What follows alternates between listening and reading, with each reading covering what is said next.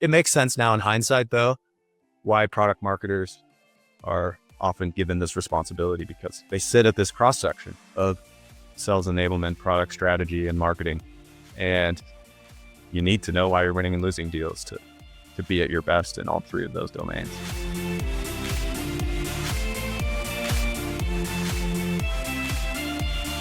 Hey guys, welcome back to the Product Marketing Life Show. I'm your host, Sid Kaitan, a Senior Product Marketing Manager at Beekeeper, and I had the pleasure of sitting down with Andrew Peterson, the founder of Clozd. This was a super cool episode where we covered Andrew's origin story and how he made the jump from Qualtrics to founding Clozd. He also gave us a really transparent overview of the win-loss space and how it's developed over time. We talked about what makes a good win-loss program and where AI fits into it. And we even covered how product marketers can sometimes feel underappreciated, why, and how win-loss kind of changes that paradigm. Super excited for you to listen to this one. Enjoy and let me know what you think. Andrew, thanks so much for hopping on. We have Andrew from Clozd here. Andrew, can you just start by telling us a little bit more about yourself? Yeah, I'm an entrepreneur, co-founder of Clozd. Been doing this for over 8 years now, which is crazy. Feels like we just barely started maybe a couple years ago. So that's just the journey of entrepreneurship. But it's been fun over these years to work with a ton of product marketers, and I'm excited to be on the show. Very cool. I want to start with a few softballs. So I was, of course, prepping a little bit, and I saw this video floating around on LinkedIn about you like tripping over a crib. What's the story there? What's going on? Yeah, that wasn't the first time. That was just the first one caught on video. So I have 6 kids. So I'm in Utah, for listeners that are wondering. We have a lot of kids around here. Got 6. They're all boys, which is crazy. So oldest is 14, youngest is 3. It's just a madhouse all the time. And as you see in that video, it's just, there's traps set left and right. So it was pitch black in the room, trying to put the baby back to bed. It's one of those moments, if you're a parent, you can relate to, where you're like, you've been for 30 minutes or 60 minutes trying to get your baby to go back to sleep, and finally did it and tripped over something going to the crib, and it was right back to square one. Had to go back and get the baby settled down again. So, but I'm proud I didn't fall all the way down, and, protected little Troy. That's some super dad skills. It sounds like you've had a lot of practice, and I'm also glad you caught it on tape. That's fun. Yeah. I was telling my wife the next day, I was like, you should have seen it. It was so embarrassing. She was like, well, we've got the camera. Like, let's go watch it. So it's glad we got the footage. I love that. Well, aside from having 6 kids and being an entrepreneur, what else do you do for fun? Yeah, well, living in Utah is awesome. We have such great outdoor recreation. So anything active and outdoors, I love, whether it's hiking, trail running. Love to go skiing with the kids in the winter. They've all been learning how to ski. We go up to Sundance, which is a ton of fun. And yeah, Utah's a great place if you love the outdoors. Very cool. So this one, I feel like now that you've told me you're a dad, it's pretty easy to answer, but I'm curious, just like, what's something totally unrelated to your job, startup, SaaS, that helps you every day when you, come to the office and start working? Yeah, I think being dad is a good one to focus on, because it puts things in perspective for you. There's a lot of ups and downs in entrepreneurship, and when you come home and you see the family and the kids, and they're super supportive of you, you've got, in my case, a wife or partner that's super supportive. It helps you realize like what's important.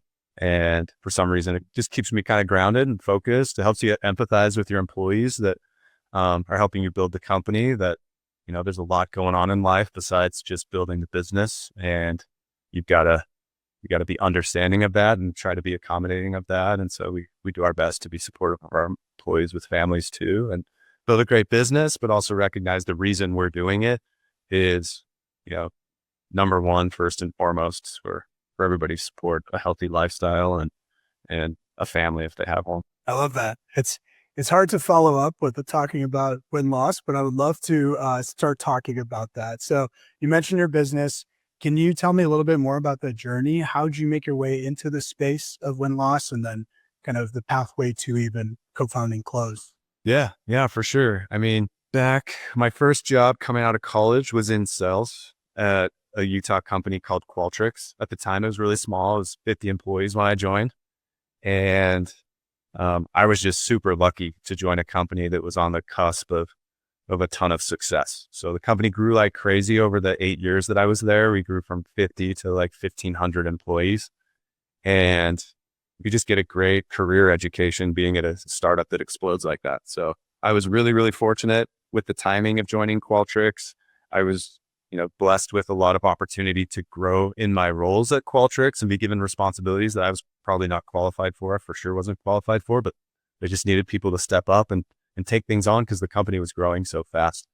And eventually, after about 4 years in sales leadership, I pivoted to more of a product management role, incubated and launched a new product at Qualtrics. And during that span, I was pulled into a cross-functional leadership team that was responsible for implementing win-loss analysis at Qualtrics. And that was my first exposure to the practice. As a former sales rep and sales leader, I'd had super interesting experiences like all sellers do, where you lose a deal and you have no idea why, or you think and you find out later that you were completely wrong. There was one instance, for example, where a rep of mine on my team was working a big deal with Hyatt Hotels, and it would have been the biggest deal in company history at the time. We were going up against our number one competitor, and we weren't even a finalist in this RFP process when we thought we were going to win. And so CEO puts us all around the table. He's like, "What happened?" And everybody around the table gave a different explanation. And at the end, someone was like, "Why don't we just call Hyatt and ask them?" And Heather Briggs, the contact there, was super gracious to get on a call with me. She was like, "We didn't even consider you guys. Like, your price was too low. Like, we looked at the price point you quoted, and we're like, we don't even need to read their response because they must not understand the requirements.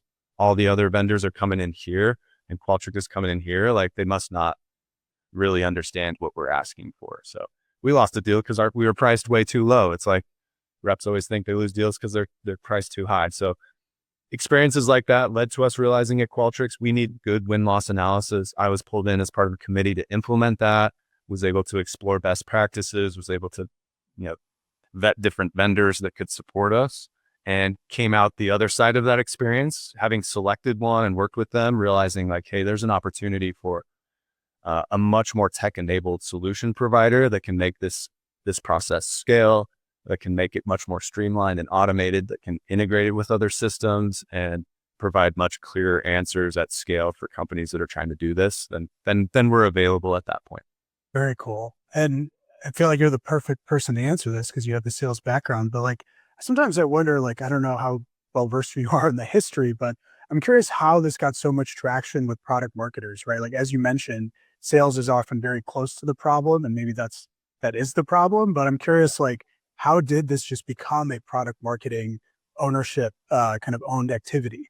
Yeah, that was a surprising thing for me after founding Clozd and getting traction as a company, was experiencing all of these product marketers who were being told to do win-loss analysis, or who were seeing the gap and realizing that to perform at their best in their role, they needed win-loss data. Because I came up in sales and it was very much a sales-led initiative at Qualtrics. But Qualtrics, frankly, as a company, was underinvested early on in product marketing. And that might be why we were so late to the game with win-loss analysis. We didn't have a good product marketing team saying, "Hey guys, like, we can't drive good sales enablement, and we can't drive good product strategy, and we can't optimize our pricing, and we can't make the most compelling messaging if we don't really know why we're winning and losing deals." So we were kind of slow to get started with win-loss at Qualtrics. But in the early years of Clozd, we quickly realized that like the most kind of aware prospects about the importance of win-loss analysis were the product marketers. And they were very often spearheading it, sometimes facing resistance from sales teams, sometimes, which baffled me because I'm like, why would you not want this data? But saw time and time again, product marketing teams coming up against some challenges presented by the sales team being like, "Hey, stay away from our deals. Like, we own these. We already know why we win and lose deals. Like, back off." So that's been super interesting. So it makes sense now in hindsight, though, why product marketers are often given this responsibility, because they sit at this cross section of sales enablement, product strategy, and marketing. And you need to know why you're winning and losing deals to be at your best in all three of those domains. Yeah. And it's easier to take an objective lens, I feel like, because it's tough. It's sometimes tough to hear, right? It's tough to hear what the data says, what the customer says. Um, I'm curious, like there's a spectrum here, as you mentioned, some people do this all the way to like completely manually, all the way to like very tech enabled. What would you say that spectrum looks like? What are the different ways companies can collect this information? And then where does Clozd, of course, play in that ecosystem? Yeah, totally. There's kind of a natural progression companies go through. We refer to it as the win-loss maturity curve, where most companies start out with a really basic approach. That's like a CRM field, loss reason field that the sales reps fill out. And it's the easiest, it's the most scalable, it's free. So people kind of, jump to that as a first stab at win-loss analysis, and then quickly realize, like we did with the Hyatt deal, like sales reps aren't totally objective. They don't always know. Prospects don't tell them everything, obviously. So in many cases, it's not the rep's fault. They just haven't been told by the prospect why they made the decision that they made. And so the sales reps aren't the best audience to solicit this feedback from. And so then companies progress to, okay, I guess we need feedback from the prospects. They might tap into conversation intelligence, let's listen to calls, let's use, Gong or whatever you were using on that front. But again, they realize prospects aren't being forthright throughout the process and sharing why they make their decisions openly with the seller. And so we've got to take a post-decision feedback approach to this, where once the stakes aren't so high, we go ask them for their feedback and learn really why they made the decision that they made, like we did with Heather at Hyatt. And so then that leads to kind of phase 2 of this maturity, which is, okay, we could probably cobble this together. We can probably do something scrappy. Maybe we as product marketers will just make these calls and interview. It's good for us to be customer facing, and we'll develop empathy. And then they quickly realize, like, man, this is a heavy lift. Like there's so much before you even get to doing the interview. Like you've got to pull contacts down from the CRM, and some product marketers don't even have access yet. So now they've got to go get access, learn how to use the CRM, pull reports, then align with sales on which deals qualify or don't, probably develop some process to qualify with the sales team first. Like, is it okay that we reach out to these contacts? Do you have any objections or the issues? Or is there a concurrent RFP going on with this deal that we don't know about, so we shouldn't reach out at this moment in time? So do we need some sort of validation from the sales team? When we do reach out, how are we going to automate that outreach? Who's going to send those emails? What system are we going to use? Are we going to incentivize them? And then do I do that manually? Or do we have some system to help with that? Then after all that, you're finally scheduling some. How are they going to schedule with me? Am I going to email back and forth, or am I going to give them a Calendly link, or what am I going to do? So it just becomes a heavy burden. There's a lot of excitement at first, but then the reality sets in that, man, this is really time consuming and difficult if I don't have technology enabling this workflow. The interviews are time consuming. I'm not an interviewing expert with the number of interviews we want to do. Does it make sense to have a third party? Will we get more candid and unbiased feedback if it's just not someone from the company talking to them? And that's where, many companies start looking at outsourcing to a third party, finding a dedicated solution provider to help them scale their program. Yeah. I'm smiling because I've been in those trenches trying to set it up manually, and it's such a pain. I'm so glad Clozd exists for that reason. Yeah, I won't go into the detail, but it's excruciating. And to do it at scale just because there's so many barriers that come in the way. So yeah, I'm curious, like you mentioned kind of the tail end of this maturity curve is using a tech-enabled provider, or a third-party, vendor like Clozd. What makes a good win-loss program in Clozd? What do some of your best customers do that others don't? Yeah. To answer that question, part of it has to do with, the technology you're using, whatnot, but a lot has to do with just the methodology and approach you take to your program. Like smart, savvy product marketers who have done win-loss analysis before recognize that, like, the most important phase of their program is the implementation phase, because you've got to drive alignment with all the stakeholders, because like I said, sales might be resistant. And if sales finds out later that you're doing this, they get really defensive and frustrated about it. So you want to approach them up front. You don't want to have the individual sellers having any say. You want to go straight to sales leadership and drive alignment. Like, you guys need this data. Very few CROs will disagree that their sales reps are wrong about why deals are won and lost. 99% of them will be like, yeah, like, we can't trust these loss reason fields in the CRM. Like, we need to get customer feedback, and they'll be on board. And so if you can get their buy-in, as well as, buy-in from your head of products, or engineering, head of marketing, like, you want that executive sponsorship from the very beginning. So they feel like they've weighed in on the approach that's being taken. They've been able to give their stamp of approval. They're not caught off guard later when, one-off scenario, a customer's like, who's this third party that reached out to me? Is this legit? And the rep's like, I don't know. This sounds like a scam. And it escalates and becomes this big thing, which has happened, a few times, obviously. So you want to nip that all in the bud, get the executive sponsorship up front, because then they're going to be waiting and eager to hear the feedback. And you're going to have an audience with them as a product marketer to come to your head of product and engineering and say, this is what we've been learning. Like, we need to change our roadmap. Like, we need to prioritize this capability or feature that we don't have. Or, hey, head of sales, like, turns out like we are having some issues in the sales process that can be overcome with some enablement and some better understanding of the reps of how to deal with these situations that we're hearing about in this feedback. So yeah, that's probably the most critical, is that upfront alignment with your executive sponsor stakeholders. And then from there, everything else kind of falls into place. We have some great resources that we can share with you, to share with listeners, about how to set up a win-loss program, kind of step by step, whether you're using Clozd or another provider, or just kind of piecing it together yourself. There's some helpful content that we can provide. Very cool. And you touched on this a little bit, but there's the distribution piece to it as well, right? How you get this information back to product, sales, CS, everyone else. Do you have any thoughts or tips on how best to do that? Because sometimes I find, for example, we use Clozd and we kind of do some of this work at scale. And then it's like, all right, we have a ton of reports. But at this point, a ton of data.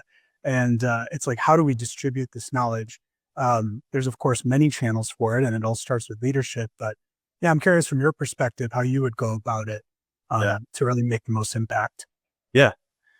I think the clients of ours that have most success over the long run are the ones that are pretty liberal about sharing the insights across the organization and allowing different individuals and teams to draw some of their own conclusions. Yes, someone might latch onto a single anecdote, but by pushing all the information out, you're making everybody in the organization smarter, rather than trying to hold it back and at one opportune moment be like, hey, we've learned this, and I'm right about this thing we need to change on the roadmap. And ways you can do that are, for example, like, individual sellers really benefit from this information. Some companies are a little hesitant culturally to like share broadly each individual transcript, because it might, incriminate a rep who did something poorly on a deal. But more and more companies are becoming very transparent, very open, very resilient to candid feedback. And if your culture is like that, then there's great benefits that come from disseminating the individual interviews out to that whole sales audience, whether it's through email alerts that come from the Clozd platform, or by integrating with a Slack channel that they have access to and posting those each time. Because what we found, for example, is about 1 in 10 of your losses, the prospect will verbalize in the interview that they are a valid win back opportunity. Like, they are interested in exploring, like re-exploring your solution. And we tag those in the platform, and it flags those so people see like, hey, this is a win back opportunity. But in many cases, the sales reps aren't pursuing those deals anymore. So they get this little alert that's like, hey, this is a win back opportunity. This is what they said. Like, you should be on guard. You should reach back out at this interval, because they have buyer's remorse. They don't like the solution they purchased, or something changed internally. They didn't make a purchase, but they're back to evaluating, and they want someone to get in touch with them. So those are the sorts of benefits you get when you start sharing them widely, not to mention reps just getting smarter about why deals are won and lost so that they can change their behavior.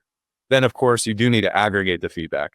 and share the highlights and the key kind of strategic takeaways with these executive sponsors. Because the other thing about win-loss is the big opportunities that emerge are usually such big strategic changes for the business that it takes the executive team to buy in order for anything to change. Like we've had customers where we have seen over the course of 4 or 5 years, constant constructive feedback about the same issue, but action is never taken. And that gets frustrating for the product marketers. They're like, they keep hearing the same things. And ultimately it's because the company's not making a change. They haven't addressed that key factor. And a lot of times it's because they're very hard things. Like we've had a, software company get routine feedback for 4 or 5 years that they need to overhaul the user experience and interface of their product, and that they routinely lose deals over that. And that's a big change. That's a big investment that the executive team would have to be bought in to doing. And so you do, as a product marketer, need to pull up. A lot of product marketers do it quarterly and highlight those big key takeaways for their executive sponsors so that they can decide if they want to make a big change. Yeah, I'm smiling because it's so true. Like once we implemented a program, we started to find, we knew about these things that reps were telling us, but now we were able to put a finger on it and say, hey, look, these reports, these third-party reports, we're not even biased or making this up. This isn't a small sample size. This is just continuing to happen. And I think that is what often shifts belief. So there's a human element, there's the other element, and now, of course, we need to talk about AI. How is AI going to reshape win-loss and how companies should approach it? Yeah, dude, I love this topic because it's so exciting for win-loss as a use case. Because what's held so many companies back historically has been, this is super manual, but it does require human savvy to conduct these interviews effectively. And that's either a ton of time and resources or a lot of money to pay to a third party. And we're now entering this new era where AI is going to be able to do the parts of win-loss that humans have had to do historically. So, and it scares some of our clients. Like we have a customer advisory board that we've shown prototypes to of an agentic interview where the agent's talking to you and it kind of looks like a human, but it's kind of janky still. Like it's obviously AI. And on the one hand, you have the CRO of one of the Mag 7 that's like, this is awesome. Why would we not try this? There's so many deals that we're not even touching because we can't afford it. So if this becomes available, at the very least, we'll just try it and get more feedback. On the other end of the spectrum, you have a long-term win-loss practitioner who's run win-loss programs for years and years in multiple companies. And she's like, no way in hell, never subjecting my customers to this janky AI experience we can't 100% guarantee that it's going to be a positive experience or going to ask something wacky or whatever. So you still have very polarized opinions about it, but we all know how fast the progress is happening and how much we've all embraced AI in such a short period of time and how paradigms are shifting. And ultimately, in the next few years, AI is going to be able to run an entire win-loss program end to end for a much more affordable cost at total scale. So you don't have to pick and choose the deals you want feedback from because you only have X number of interviews that you can afford from a third party. It's going to be really exciting. So not to mention all that it will do in terms of the analysis. There's so much gold buried down deep in your win-loss data set that unless you have, hours and hours and hours to dig through it all and read every single interview, you might miss. And AI is already helping with our Ask Clozd feature customers to kind of drill down, probe for insight that they weren't able to mine for before. So a lot of positive things happening for the win-loss use case with AI. Very cool. Yeah, I was going to say there's many use cases kind of hidden in there as well. Like the AI interviewer, it, like you said, it's polarizing. I don't even know where I fit on that spectrum. Yeah. It's Sure. Eventually it will catch up and it'll make sense, but there is the consumer kind of expectation elements, right? It's am I really talking to a robot right now during this win-loss interview? And is that okay or not? And like you said, things will change pretty quickly. Okay. So you mentioned it can do the analysis. It can help with interviewing. Is there any other use cases you're excited about when it comes to? Oh, for sure. Dude, it's for any sort of qualitative research process that anyone runs. You think about how AI can help, man. You think about deal selection. Historically, it's had to be very rigid. So, the Clozd platform automates deal selection. We've got a really powerful workflow feature that as data comes in from Dynamics or Salesforce or HubSpot, it'll look at each deal and assess each deal based on different parameters and be like, yeah, this deal qualifies for feedback. And, oh, these deals that fall in this bucket we need validation from the sales reps, and it'll kick off outreach to the seller on the deal and say, hey, can you come into this contributor portal and tell us whether or not we can reach out to these deals? All this stuff to kind of automate these manual processes, but it's still not intelligent. It's only as good as whatever, and or statements you've created. And AI, could assess each deal more intelligently and be like, hey, this deal, it makes sense to solicit feedback. This deal, there's kind of an edge case. This is an interesting one. We should ask the sales rep for permission.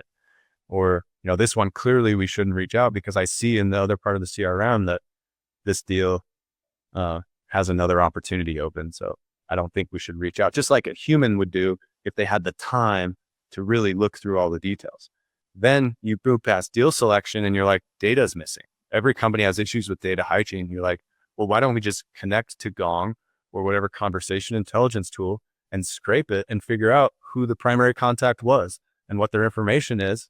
And we can fill in the missing information for the rep. We don't even have to ask the rep to fill in this missing information because we can go get it. So the AI will be help with deal selection. The AI can help with data hygiene. The AI can then help with personalized sequences. You can somewhat personalize the sequences now with like piping in text and getting creative about making it sound personalized. But what if the AI can just, based on all the call recordings that it scraped and all the CRM data that it pulled, put together a very compelling personalized message for that prospect to invite them to give the feedback? You're going to see participation rates improve. It could be smart about the incentive strategy. Sometimes our humans go in and alter the incentive amounts for higher profile titles or more senior prospects that we're reaching out to, or for segments of the pipeline that have been underrepresented. So it's like, yeah, let's pay a higher incentive here and here and a lower incentive here to stay within the incentive budget. Well, AI could do that. So you just start thinking about each step of the whole qualitative research process. And it's like, man, AI can optimize all of this and help us get more feedback from more of our customers and analyze it more effectively and distribute it out to the right stakeholders with personalized insights for those stakeholders. It's going to be really exciting. Very cool. Well, yeah, thank you for sharing your future roadmap. I'm gonna save this part and use it later. I'm going to be held accountable to it. That's a lot of stuff to go build. So we're going as fast as we can. Product vision is there. I love it. So I think this does bring me to I would say a tougher question, but maybe not tough for you. What is the difference between you and your competitors? And let's assume maybe that's Clue. What's the difference between Clozd and Clue? Yeah. So our competitive landscape is interesting. We've got legacy providers that have been doing it a long time that have a lot of expertise, but their specialty is the human element. So there's a cohort of competitors that do that. They do very high quality interviews, know how to run programs. They are a bit expensive. They may not scale as well. There's going to be a lot of kind of manual interfacing with them to run the program and whatnot, but the quality of the insights will be high and they'll be a good partner in helping run the program. Then you have Clozd. We came from that background, but have been very aggressive about investing in the technology. So you've got the human element and the services, where we've conducted now over 8 years, just shy of 50,000 win-loss interviews. And so a lot of expertise built up on our services team, complemented with our platform that we've built and just completely focused on win-loss analysis. Clue is interesting because they're kind of a newer entrant into our space. They acquired one of these services providers, DoubleCheck. Clue is a very successful software company. They are, historically been primarily a competitive enablement software company to help, scrape competitive intelligence from the public domain and put together battle cards and deliver that enablement to sellers.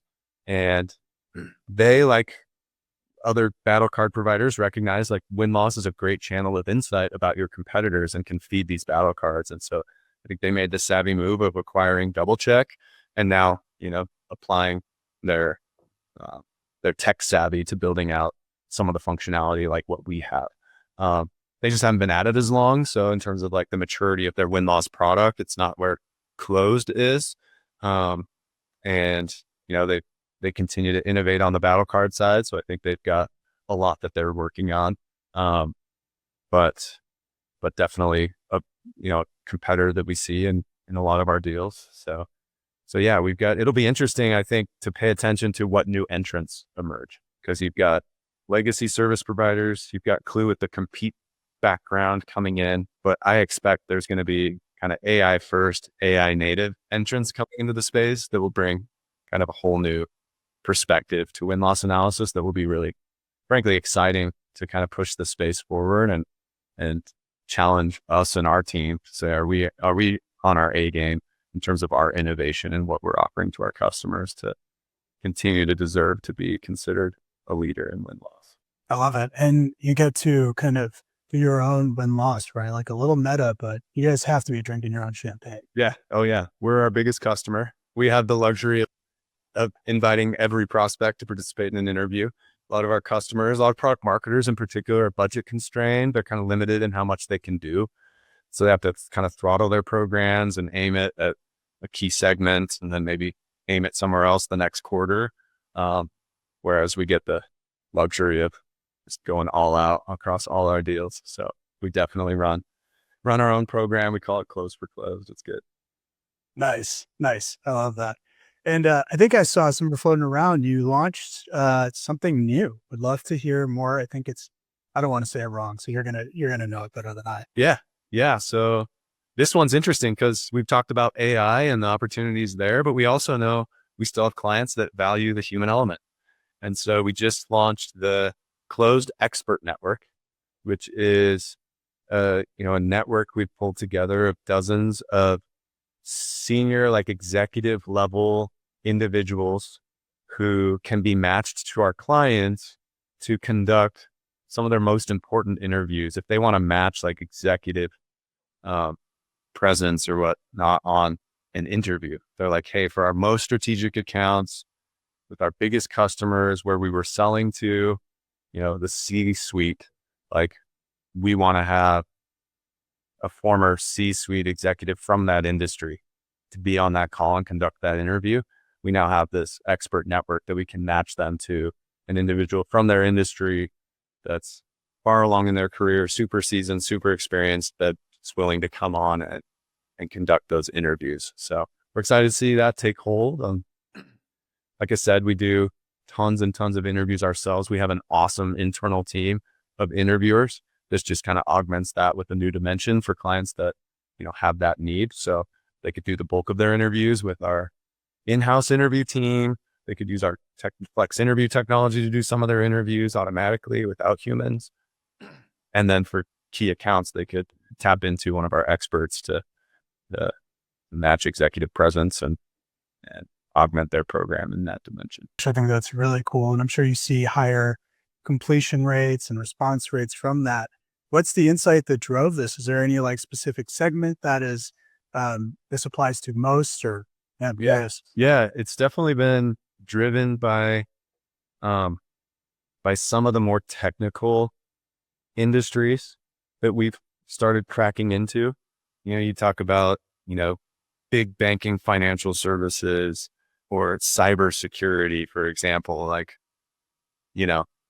some clients are just like, hey, it's hard for someone to get up to speed on all things, this niche in cybersecurity without having been in it for 20 years. And so it can help in those sorts of scenarios. It's cool to see. We're tapping into a whole bunch of new verticals, landing clients in construction and food services, in healthcare. So companies outside of tech are starting to come to understand the importance of win-loss, but it's interesting because most of them don't have product marketing as a function. So you start to see a whole wide range of different, unique, new titles spearheading win-loss. Yeah, a lot of education to be had. Andrew, this has been awesome. I appreciate you being so transparent transparent and like really sharing a lot of insight that I think is hard to find without talking to you. So I really appreciate it. Something that I like to ask at the end of our episode is a fun little question I came up with. And it is, product marketing is blank. Fill in the blank. Yeah. All right.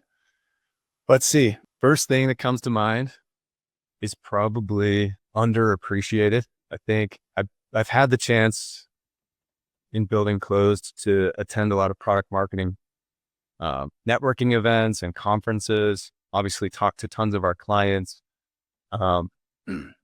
And what I routinely observe is that product marketers are expected to do so many different things. And every company has a bit different of a definition or scope for product marketing. And that's got to be tough as a product marketer to go from one company to the next and have kind of the definition and scope and expectation in your role be maybe radically different. And you've got to be dynamic and good at so many different things. You've got to be capable of collaborating with totally different stakeholders. Like the nature of product and engineering teams versus sales teams is so acute. And you've got to be able to navigate all those relationships. So you've got just a wide range of responsibilities, working with a whole broad range of stakeholders who at the end of the day may just take your work for granted. And that's tough. So it's a tough job. It's a critical one, but I just feel like if anything, it's probably underappreciated. That's a great answer. And I think like, especially with win-loss, I think it's like one of those things that just becomes so embedded into the company that you forget the product marketers that have set it up. It's like, oh, that's a great idea. We needed to do it. Yeah, for sure. Yeah, that happens all the time. Yeah, people just take it for granted, showing up every day. Then one day it's not, maybe a budget gets cut because the product marketing team is underappreciated. They're looking for places to cut spend. They're like, oh, we can cut from this part of the business. And then all of a sudden, all these campaigns and initiatives, including win-loss, just shut off one day. And everyone's like, what the heck? It's like, well, what do you expect? You're not funding the team and you're not appreciating the team and recognizing the team that's made all of this possible. You're just taking it for granted. So yeah, it's a tough job sometimes, but I think the future is bright. I think AI is actually really promising for product marketers because you've got this broad scope and AI can just make you so much more productive and able to deliver in all these areas and maybe shift a little bit more of your time, effort, energy, and focus on the change management from everything you're delivering to the org and those executive relationships that maybe you run out of time to foster and incubate. You'll be able to focus more on those things because AI will kind of enable and do the more menial aspects of the job. Yeah. I feel seen, Andrew, and I'm sure a lot of our listeners will as well. So yeah, if listeners want to learn more about you and what the Clozd team is up to, how can they learn more and follow what you're up to? A lot of avenues. There's great content on our website. If you search for like the State of Win-Loss Analysis report by Clozd, we ran that in conjunction with the Alliance, like the Product Marketing Alliance. Got over 1,000 responses to that. It has awesome content about best practices, how other companies are practicing it, what channels they use, just a whole bunch of helpful information. We also have the definitive guide to win-loss analysis. So those are two really good content pieces that can help you kind of get started or take the next step with your win-loss program. You're welcome, of course, to reach out to me on LinkedIn or email me, andrew@clozd.com, and we can put you in touch with team members that can give you the support that you need. Awesome. Well, once again, Andrew, thank you so much. It's been a pleasure having you on. Yeah, thanks, Sid. Had a great time. For everyone still tuned in, thanks so much for listening. And if you enjoyed the podcast, please help us spread the word to other product marketers. Thanks again and have a great morning, afternoon, or evening, wherever you are.